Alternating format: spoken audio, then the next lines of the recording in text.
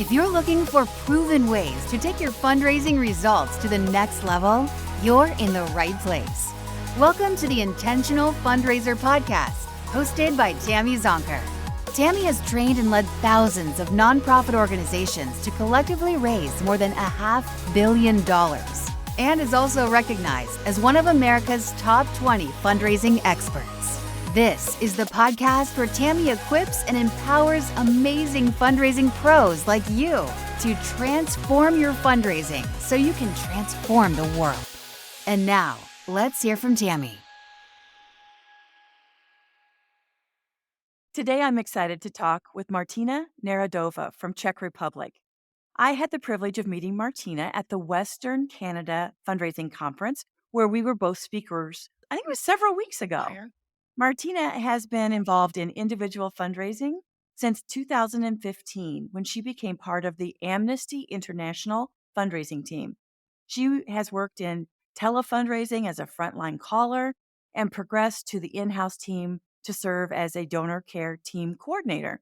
Now she's engaged as a freelance consultant with several organizations, including Save Food, where she has been leading a project to develop their donor database, and with Animal Freedom, where she leads a telefundraising team. In addition, she helps organizations develop donor journeys to deepen engagement and loads more. Martina is also part of the executive board of the Coalition for Easy Giving, where she participates in the networking of fundraising know-how from leading Czech nonprofit organizations. Martina, welcome to the show. Oh, thank you, Tammy.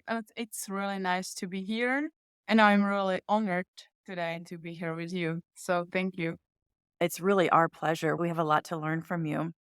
I was reading a study from the Center on Philanthropy at Indiana University, and they were saying that telefundraising can be particularly effective in reaching older donors who may be more responsive to phone calls. And then another study by the Association of Fundraising Professionals found that telefundraising can lead to higher donor retention rates compared to other kinds of methods. How have you found telefundraising to be effective in raising money and retaining donors? And maybe talk about the stereotypes or preconceived beliefs associated with telefundraising.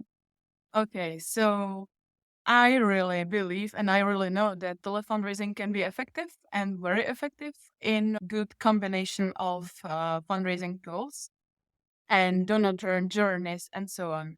So when you have, for example, one internal caller, the return of investment, it can be about 6 to 8 months. When I count on also training, feedbacks, and hour of coordinator, for example. And when the aim of calling is to have monthly donors. And from that point, when the caller it pays back and it started to earn money for the organization, it started to be really interesting because you pay him the smaller amount than he earns at the end. So it started to be really effective because if you take care of donors a bit, they often last with organization between 5 or till 7 years. So yeah, it's really interesting that the callers, when they last with you also, and when you take care about them and support them, you can have really nice money from telefundraising. And it's also the rule that you can just hire one person and throw him or her into the water and let them swim because it's just Czech saying. I'm not sure if you understand what I mean, but yeah, we have that same. saying as Okay. well. Just throw them in the water and they'll swim. Okay, yeah. So let me give an example. I actively called in Amnesty International, and I called for 4 years, mostly acquisition. So I was converting prospects to monthly donations, and the donors still last with us. When I was donor care coordinator after, it was also 4 years in Amnesty, another 4 years. And when I got sad, I just did my report because it was a quite big amount of money from the donors who I convinced to give monthly donation, and they still send money after 4 years when I stopped calling. And it was about something about 2,300 American dollars still after 4 years. So it was at that time it was much Wow. much more than my salary was. So I just said to myself, at least you are effective. You don't cost the organization a lot of money because I just take them back. Yeah, you more than paid for Yeah, yourself. yeah. And I hope that So some of let my donors still pay for Amnesty, even I'm not here anymore in Amnesty International. I hope they have stayed on and continue giving. I mean, Amnesty International is an incredible organization. Oh So yeah. let me get this straight. You are calling for acquisition. You're calling people who have not been giving to Mhm. Amnesty, and you were getting them to sign up to be a monthly recurring Yes. donor. Yeah. That was my mission. Yeah, because there's a belief here in the Mhm. US that somehow, for some reason, that donors for acquisition, that donors will make a one-time gift Mhm. first. And then our goal is to upgrade them over time to a monthly Mhm. reoccurring. But what you're telling me is in the work that you did with Amnesty, you could go straight Yeah. from, hi, nice to meet Yeah. you, to a Mhm. recurring gift, and that you're keeping them for 5 to 7 years. Yep. That's extraordinary. Let me ask you this. I feel like maybe Czechs are just friendlier, nicer people than we are in the US. That could be. But I can tell you sometimes when we get those calls from nonprofit organizations, sometimes we're not very nice. Mhm. We're suspicious. Is this a scam? Is this really a nonprofit organization? Gosh, how'd you get my Oh number? yeah. Did you encounter resistance? And how do you deal with that kind of resistance and still keep smiling and dialing? Oh yeah. Sometimes it's very hard because I would say the most important thing for a caller is strong mindset and have energy and have same shared values with NGO and the same beliefs, So that's the one very important thing when you have internal team. And so it's very very often that you hire people with same beliefs, that they have the same goals as your NGO. So after this, it's easier. And when you deal with people, you have to understand. You have to have empathy because telefundraising or phone is the most interruptive medium you can just imagine because we are just glued to our telephones. We have still with us our phone. And sometimes it's not the right time sometimes because people are dealing with some work thing, with some meetings, or are cooking, or are in the middle of some argument with a partner, for example. So it's it's Sure. very important for caller to judge or to be patient to the situation in a call and feel if it's the right, or ask when the feeling from the call is not right, just stop it because I also take care about the callers and I want them Mm. to feel good during their work. So when the call is it's not okay at the moment, so just caller can stop it and say, "Hey, I feel that it's not the right time for this conversation. Can I call you in a better time?" So that's one reason because the Yeah. telemarketers are often like to push to have as many calls as possible an hour.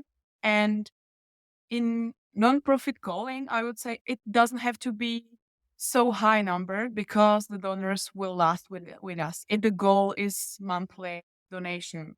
So it's normal that internal caller have around 3 conversation in an hour, and the Mhm. 20% of calls are successful. So ended up with real donation, with real monthly donation.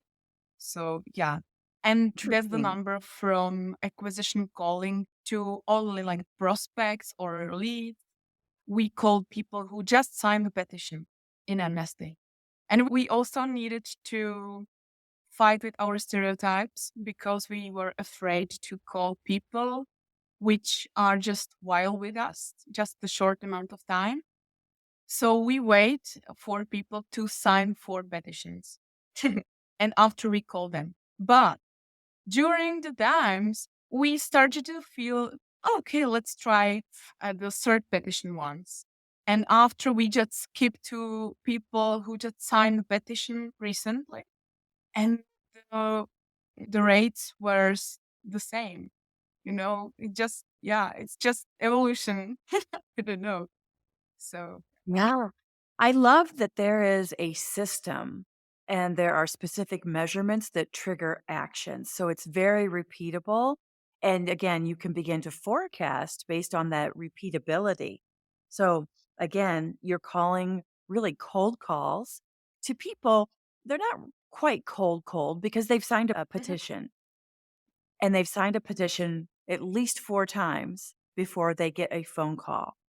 And it sounds like you really do a great job of training your telefundraisers to have empathy, to have patience, to care about the person they're calling.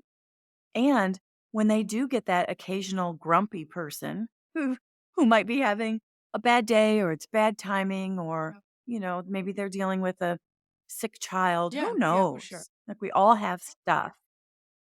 Is that what kind of galvanizes them?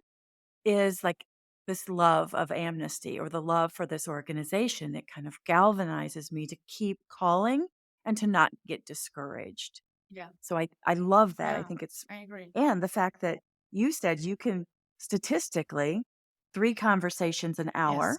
and 20% of them Hmm. will become a monthly recurring Hmm. donor.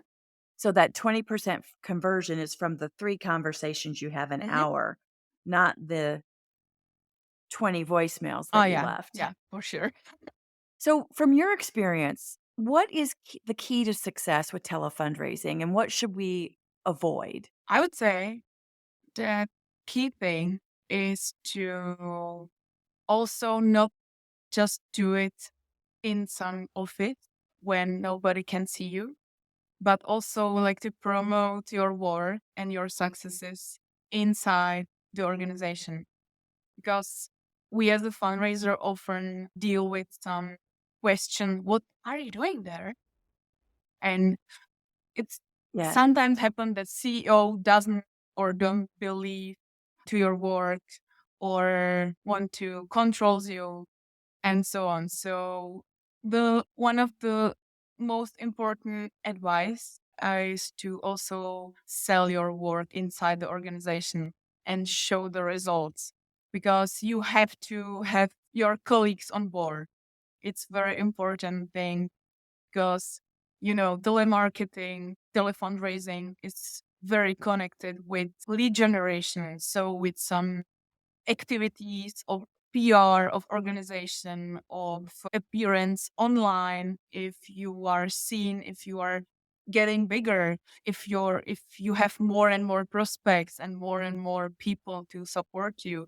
So it's very often a problem that also in Czech Republic in small NGOs, they start to do the telefundraising and after half a year, they lack contact and they didn't think about, yeah, we need more contacts. What should we do?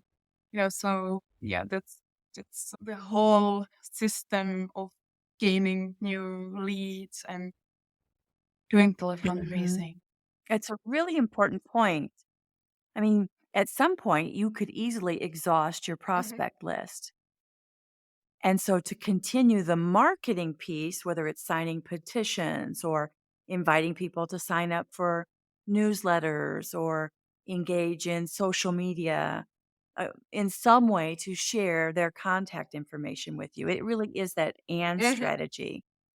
Keep the pipeline full, keep doing the calls, and show your Oh worth, yeah. celebrate those Oh successes yeah. and the conversions. Yeah. Yeah, And maybe really sorry, good. maybe just small addition. Just watch the numbers.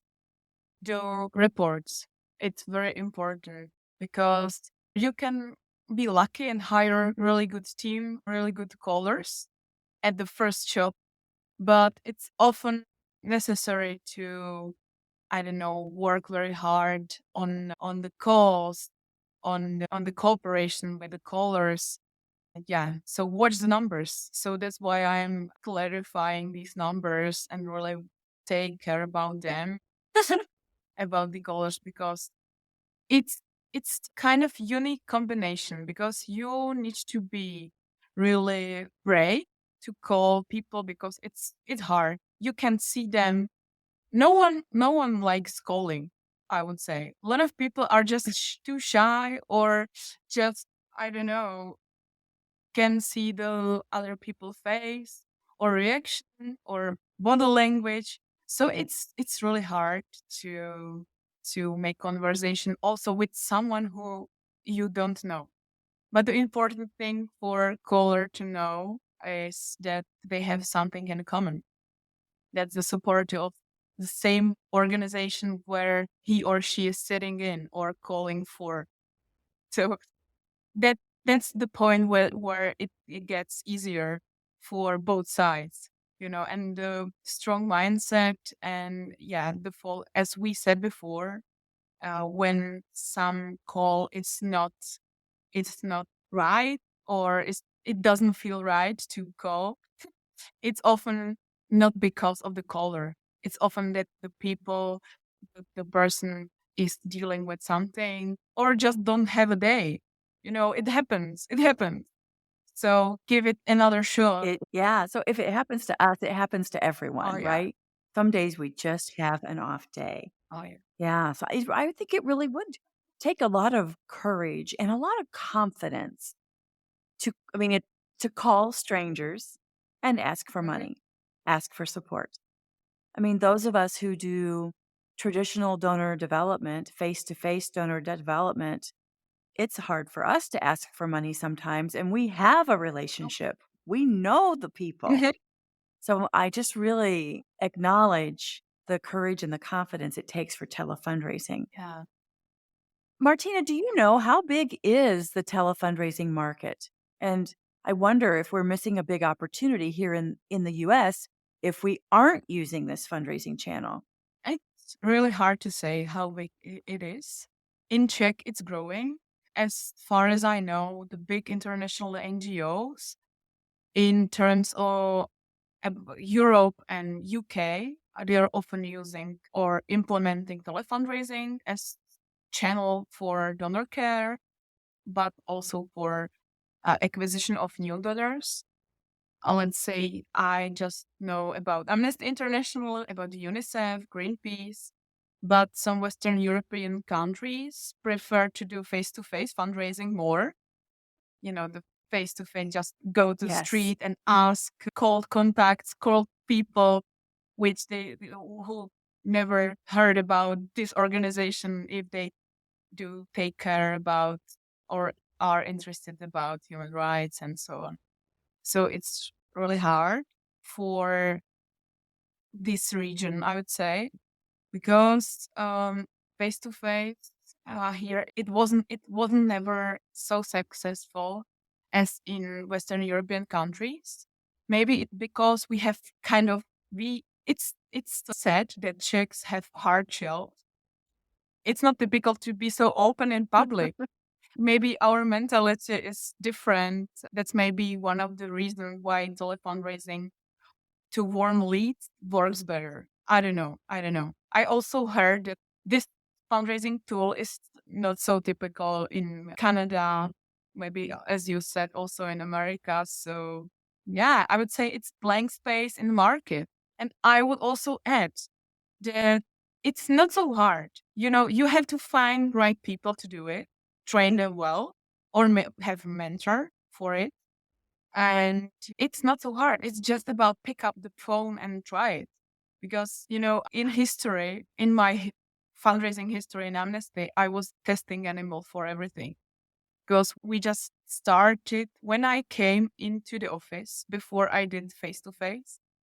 So it was really, really precious thing to meet people in the streets. Yeah, it was hard, but it learned me a lot of things to not be afraid, for example. And when I got into the office, I started to call, but we don't have script. We want to say people everything we achieve, for example, about Nobel Prize and I don't know, at least 3 successes. And so we just basically try to be in full line. It didn't work. So I tried something else and then something else. So it was a long process of trying new things. And at the end, we just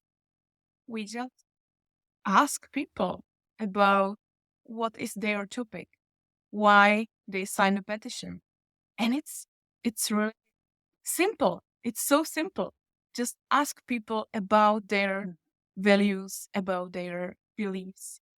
So have a conversation as we have right here.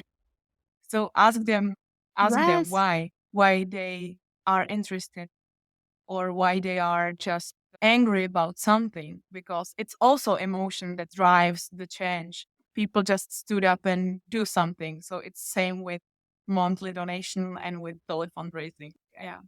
I love that. I love that, when you can get them on the phone, it because they've signed a petition, you're right. They either are inspired by something or they're angry about something and they want to make a change. And so to have a dialogue about that and to understand and for them to be heard. And maybe that's one of the reasons that telefundraising works so well with an older demographic. Maybe folks who feel more isolated and they don't talk to people as often as people who are in the working world and have those social interactions. So I just find that so interesting. And I know in the US, many of the organizations that do telefundraising outsource it. Mhm. And the firms that are soliciting the gifts keep a significant portion of the donation. And so I think that that's also given telefundraising a bad reputation here in the US. People think, oh, I remember first seeing it on the news and then getting those calls. And I would say, are you employed by this organization or are you a vendor? Are you calling on behalf of them? How much of every dollar goes to you versus the nonprofit organization? And I'm sure they're thinking, oh no, I called the wrong lady. Yeah. But I do wonder if more of us could find the courage and devote staff time to smiling and dialing, to creating those scripts, to build that resilience, that empathy, all the things that you're telling us are required to really make this work.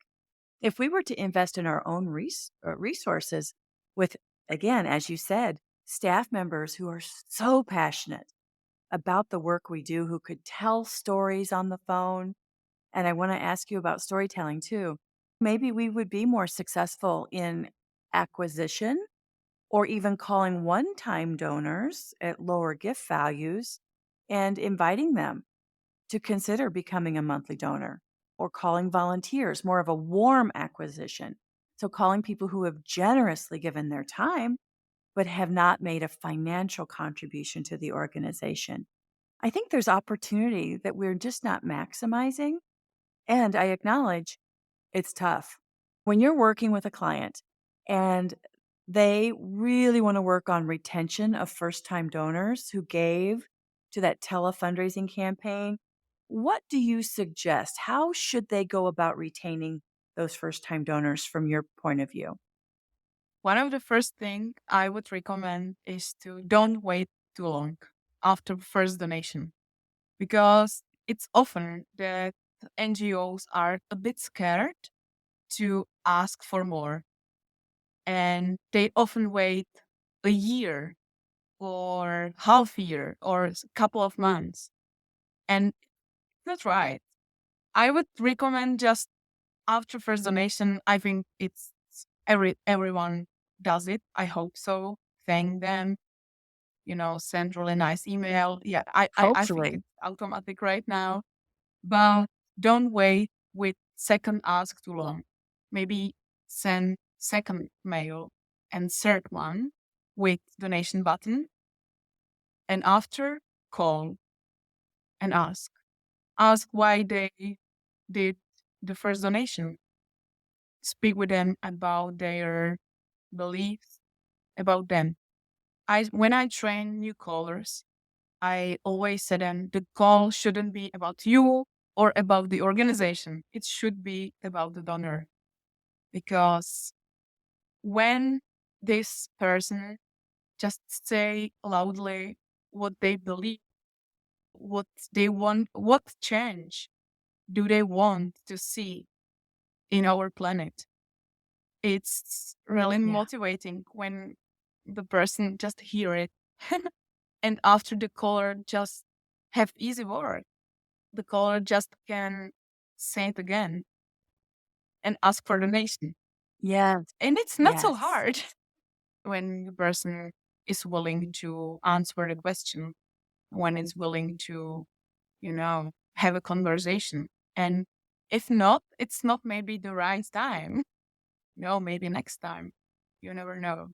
After a donor has given that first Mhm. gift, you say, don't wait too long. And I know a lot of organizations will wait a year. How long do you recommend organizations wait before asking again? 4 weeks? 6 weeks? What do you think? I don't know the universal truth. I don't know every single donor because different NGOs have different donors. So I just can't know them all.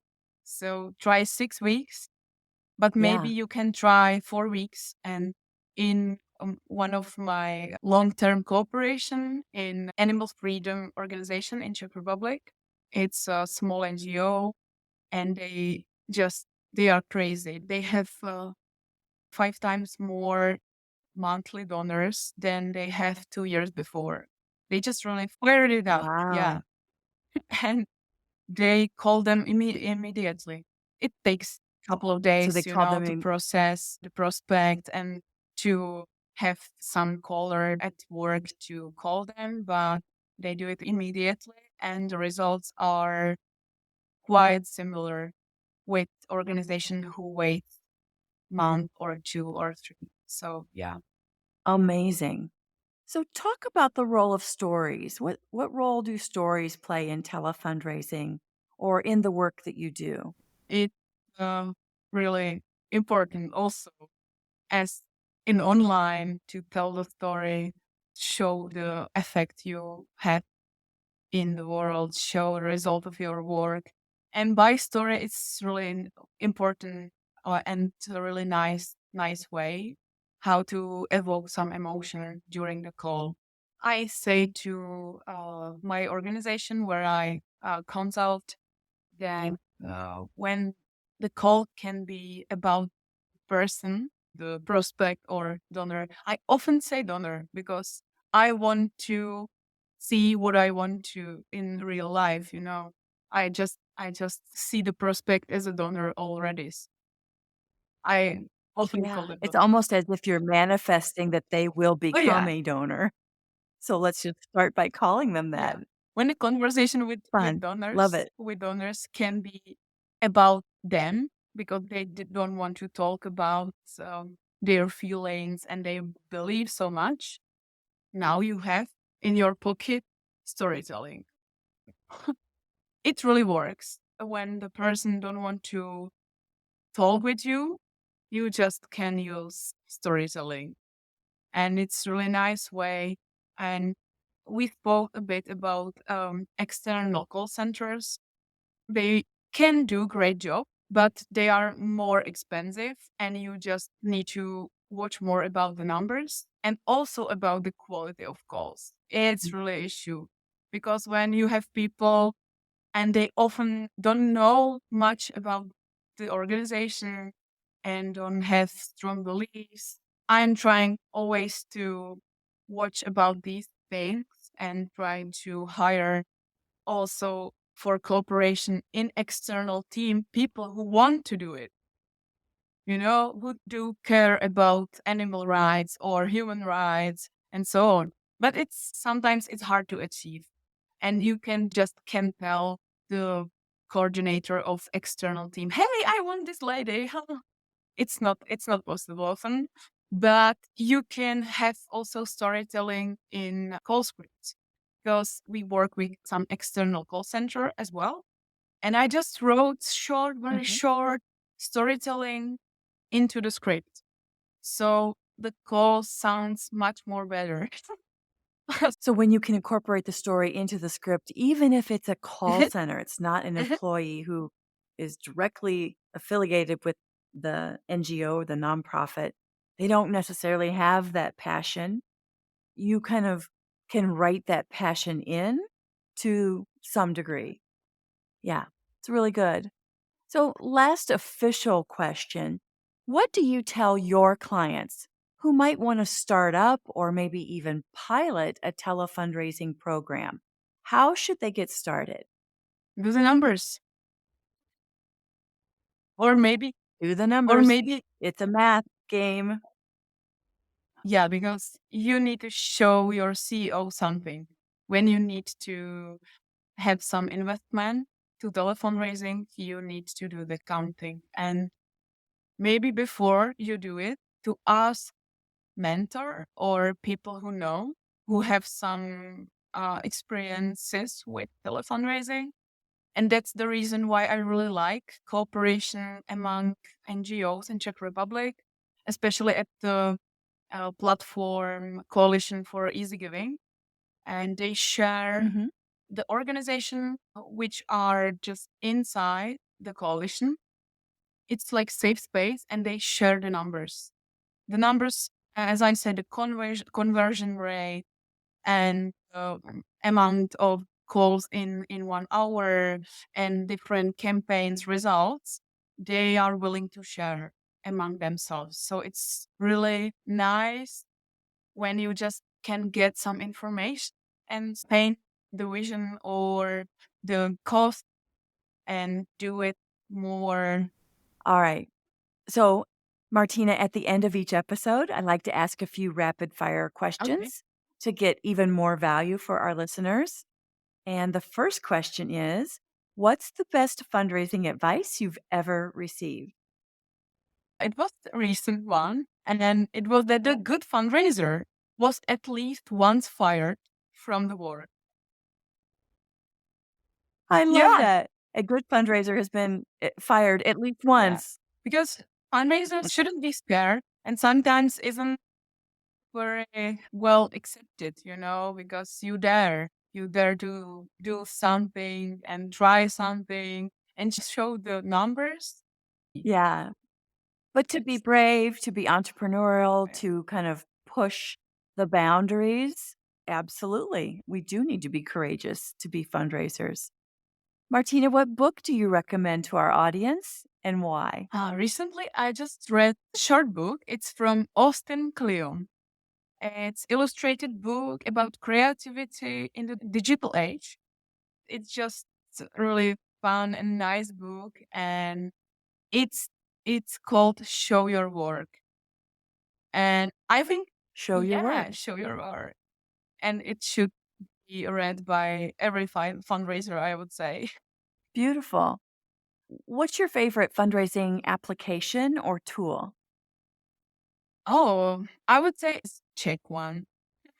It's darujme.cz, and it's a portal for managing donations and creating collections. And it really helps make it easier for new NGOs or small size NGOs to start with fundraising, because you don't need to have payment gateway. And it's really nice. They are trying to also do some education, and they started some courses and so on. So I really like this portal. Yeah, sounds great. What's your favorite conference and why? Oh, yeah. My favorite conference is Central and Eastern European Conference, and it's held in Bratislava in Slovakia. I know the organizers, the people who just make it happen, and one of them, Eduard Marček, he also works with Tony Myers on a leadership program called Leaders of Tomorrow, which I was part before. And this program is really life-changing, and I really admire work of these two individuals, and they are really great fundraisers. And I am really thankful to this program because it motivates me to end my journey in Amnesty International, because I was here 8 years and I started to consult more, and I'm on my way to learn more, to learn every day. And yeah, so I would say this conference, but also recently we met at the Western Canadian Fundraising Conference, and I also met many great people, and also David Kravinchuk, the organizer of this conference. He is really great. So I'm really flattered that I can be here. I had a chance to be here. Yeah, amazing. So, last question. Knowing what you know now about fundraising, what advice would you give your younger self just starting out in the profession? Be proud. Tell people about your achievements, Mm, and don't be afraid to ask for help. Let your CEO to pay for some training, for some education, because if you don't ask, you often got nothing. It's same with donors. yeah, don't ask, don't get. Love it. Thank you so much, Martina. Thank you so much. If you want to learn more about Martina, her incredible work, or to follow her on social media, we've included links to her handles in the show notes, as well as links to the other resources that we've talked about today. Thanks for listening to this episode of the Intentional Fundraiser Podcast. Keep on transforming your fundraising so you can transform the world. The Intentional Fundraiser Podcast is a Fundraising Transformed original. It's hosted by me, Tammy Zonker, founder and president of Fundraising Transformed, where we help equip and empower fundraisers, nonprofit leaders, and board members to transform their fundraising so they can transform the world. Visit fundraisingtransform.com/podcast to subscribe to this podcast, and subscribe to my newsletter to get fundraising lessons, tools, and helpful resources delivered straight to your inbox each month. If you want my help with taking your fundraising to the next level, become a member of my Fundraising Transformers community as a growth member, and join me live each month, where I'll teach you the same strategies I use to lead, train, and coach thousands of nonprofits, social service organizations, healthcare foundations, private schools, colleges, and universities to collectively raise more than $500 million, including a single gift of $27.1 million. As a member, you can participate in my Ask Me Anything sessions every month and get answers to your burning questions. Chat with other growth members inside our private and safe online community about what you're working on, struggling with, and share lessons learned. And get instant access to my growing library of on-demand self-paced training classes. New content is added every single month. Learn more about becoming a member at fundraisingtransform.com/growth. Talk soon.